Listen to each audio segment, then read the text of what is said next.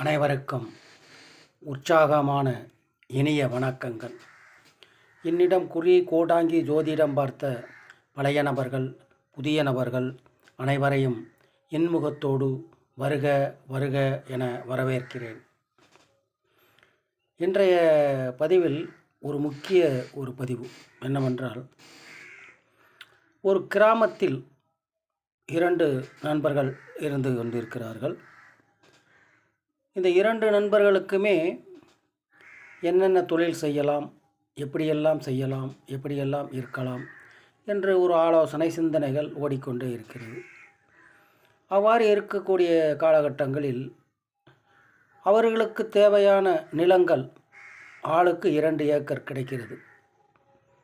இப்போ இந்த 2 ஏக்கர் கிடைக்கிறது, இவருக்கு 2 ஏக்கர் கிடைக்குது, அவருக்கு 2 ஏக்கர் கிடைக்குது. இப்போ இந்த 2 ஏக்கர் கிடைக்குது. அப்போ இதில் வச்சு விவசாயம் பார்த்து, இதில் லாபம் பார்க்கலாம் அப்படிங்கிற ஒரு முடிவு எடுக்கும் பொழுது, அதே மாதிரி இவருக்கு ஒரு 3 லட்சம் ரூபாய், அவருக்கு ஒரு 3 லட்சம் ரூபாய் பணமும் கிடைக்குது. இதை கையில் வச்சுக்கிட்டு இதில் முதல் போட்டு லாபம் பார்த்துக்கலாம் அப்படிங்கிற முடிவு எடுக்கக்கூடிய ஒரு காலகட்டங்கள் இவங்க 2 பேருக்கும் தான் ஏற்படணும். அவ்வாறு ஏற்படும் பொழுது முதல் நபர் என்ன பண்ணுகிறார்? இப்போ இந்த 3 லட்சம் ரூபாயை வச்சு பேங்கில் போட்டுக்கிட்டு ஏதோ ஒரு வேலையை செய்து சாப்பிட்டுக்கிட்டு, அப்புறம் என்ன பண்ணலாம் ஏது பண்ணலாம் அப்படின்னு சிந்திச்சுக்கிட்டு, அதுக்கு பிறகு இதை ஏதாவது செய்யலாம் அப்படின்னு நினைக்கிறாரு இந்த முதல் நபர். சரி அப்படின்ட்டு இந்த முதல் நபர் ஒரு யோசனையோடு சாப்பிட்டுக்கிட்டே இருக்கார். இன்னைக்கு 2வது நபர் என்ன பண்ணுறாரு? அப்போ இந்த நிலத்தில் நம்ம விவசாயம் பண்ணுறோம், போர் போட்டு தண்ணி எடுத்து விவசாயம் பார்க்கலாம், அப்படி பார்க்கும்பொழுது அதில் நம்ம லாபம் நிறையா கிடைக்கும். அப்படி இந்த 3 லட்சம் ரூபாயை எடுத்து போட்டு பார்க்குறார். 3 லட்ச ரூபாய் எடுத்து போட்டு பார்க்கும்பொழுது சரி போர் போடுறாரு, ஒரு 40 அடி போடுறாரு. போட்ட உடனே தண்ணி வரல, அதோட விட்டுடுறாரு. சரி அப்புறம் பார்த்துக்கலாம், தண்ணி வரல அப்படின்ட்டு இந்த 3 லட்ச ரூபாயில் ஒரு 80,000 ரூபா காலியாக போச்சு. இன்னும் 2,20,000 ரூபா தான் இருக்குது. சரி அப்படியே விட்டுடுறாரு. அப்படியே ஒரு 6 மாதம் கழித்து பார்க்குறாரு. சரி இன்னும் கொஞ்ச நாள் இன்னும் ஒரு இடத்துல போடுவோம் அப்படின்னு என்ன பண்ணுறாரு? அதே நிலத்தில் மற்றொரு இடத்துல ஒரு 60 அடி போடுறாரு. இந்த 60 அடி போடும்போது 1,20,000 ரூபா ஆகுது. அதுலேயும் தண்ணி வரல, அதுவும் காலியாக போகுது. சரி இப்படியே இருக்குது, ஏதாவது வேலையை பார்த்து இருப்போம், அந்த 1 லட்ச ரூபா இருக்கட்டும் அப்படின்னு நினச்சிக்கிட்டு வேறு ஏதோ ஒரு வேலையை பார்க்குறாரு. பழையபடியும் சரி போனால் போது வந்தால் வருது அப்படின்ட்டு இன்னும் ஒரு தேரம் ஒரு இடத்துல போடுறாரு.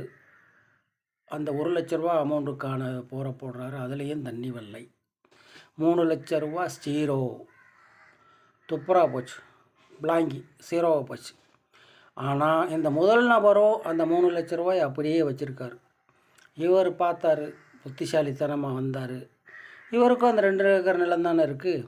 இவர் என்ன பண்ணார்? வந்தார், நம்ம எல்லாம் சாப்பிட்டுட்டு அந்த 2 லட்ச ரூபா இருக்குது, போர் போடுவோம் அப்படின்ட்டு இவர் ஒரு யோசனை பண்ணி என்ன பண்ணியிருக்காரு அப்படின்ட்டு அவங்க போர் போட்டிருக்காங்க. எத்தனை அடி போர் போட்டான் அப்படிங்கிறாங்க. அப்புறம் 60, ஒரு 40, 100, 120 அடி போட்டிருக்கான்.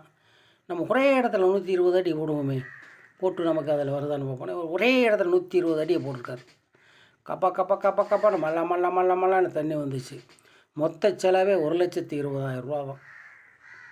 1,20,000 ரூபா செலவில் வெற்றி அடைந்து விட்டார். 1,80,000 ரூபா இருப்பு இருக்குது. வெற்றி பயணத்தை நோக்கி ஆனந்தம் பேர்மகிழ்ச்சியில் இருக்கார். இவர் எத்தனை போட்டு ஒன்றுன்னா ஜம்ப் பண்ணி இவர் போட்டதுனால பிளாங்கி. அப்போ என்ன இதிலிருந்து நமக்கு என்ன தெரிகிறது அப்படி என்றால், இதுவரைக்கும் சிந்தித்து செயல்பட்டு எதை செய்தாலும் ஒரே தொழிலாக அதை செய்தால் அதில் வெற்றி கிடைக்கும் என்பது ரெக்கார்டிக்கல் சரித்திர படைப்பு. ஜம்ப் பண்ணி அதை விட்டு அதை படிச்சிடலாம், இதை விட்டு அதை படிச்சிடலாம், இதிலேருந்து அதில் போயிடலாம், விட்டதை தொட்டவனும் கட்டான், தொட்டதை விட்டவனும் கட்டான் அப்படிங்கிறது சரித்திர படைப்பு. விட்டதை தொட்டவன் வெற்றி பெற்றதாக சரித்திரத்தில் இடமே இல்லை என்பது இதிலிருந்து தெரிந்து கொள்ளலாம். இது கதை இல்லை, உண்மை சம்பவம்.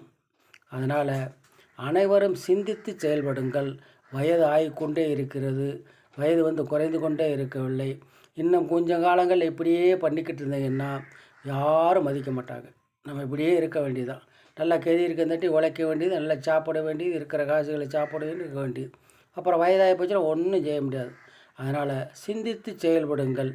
எதை செய்தாலும் ஒரே தாட்டோட ஒரே இதோட செஞ்சு அதனுடைய அடிவேர் வரைக்கும் போய் பாருங்கள். அதாவது எப்படின்னு கேட்டிங்கன்னா, பானை பொங்கி வர நேரம் பானை உடச்சி விட்றக்கூடாது. அதனால் கடைசி கட்டத்தில் தான் அந்த வெளிச்சமே தெரியும். அது வரைக்கும் எதிர்நீச்சல் போட்டு அடிக்கணும். வாழ்க வளமுடன். வெற்றி நிச்சயம். நல்லதே நடக்கும். நன்றி. வாழ்த்துக்கள்.